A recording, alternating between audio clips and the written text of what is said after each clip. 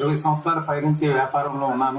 వ్యాపార రంగంలో వ్యాపారం వరకే పరిమితమై ఉన్నటువంటి రోజుల్లో ఒక వినూత్నమైనటువంటి శైలిలో ప్రజల్లోకి వెళ్ళడం అనేది చాలా ఆనందదాయకమైన విషయం.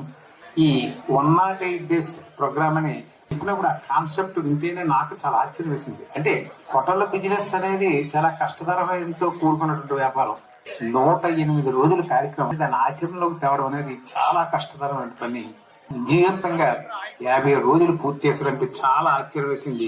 ఎంత కష్టపడుతున్నారో, ఎంత శ్రమ కోరుతున్నారో, వాళ్ళ టెన్షన్ ఇవన్నీ నాకు తెలుసు. ఒక విషయం ఏంటంటే మన వెనకాల ఎవరో ఉన్నారు, మనకి ఏదైనా ఇబ్బంది అయినా ఏదైనా ప్రాబ్లం లేదు అనుకుంటే మన శాసనసభ శ్రీమతి అగ్నిరాజు గారు, మేడం గారు ఎంతో చక్కగా వాళ్ళు పిలవగానే వచ్చి ఈ షెడ్యూల్ ఉన్నప్పుడు కూడా ఎంకరేజ్ చేయడం నిజంగా మన విజయనగరం చరిత్రలోనే అది ఒక మంచి విషయం అనేది మాత్రం నేను తెలియజేసుకున్నాను. సొసైటీ నుంచి మనకి ఏదైతే తీసుకుంటున్నామో మళ్ళీ సొసైటీకి ఇవ్వాలి. సొసైటీలో మన నుంచి సొసైటీకి ఏదో ఒకటి జరగాలి అన్నటువంటి అది చాలా తక్కువ. ఇండివిజువల్ గా దీన్ని కార్యక్రమాన్ని 108 రోజులు చేయడం అనేది మాత్రం చాలా చరిత్రలో ఒక మంచి రికార్డు. నిజంగా వాళ్ళకి కంగ్రాచులేషన్ చెప్తూ కోఆపరేట్ చేసిన ప్రతి ఒక్కరికి పేరు పేరున ధన్యవాదాలు తెలియజేసుకుంటాం. థ్యాంక్ యూ అనండి అప్ప.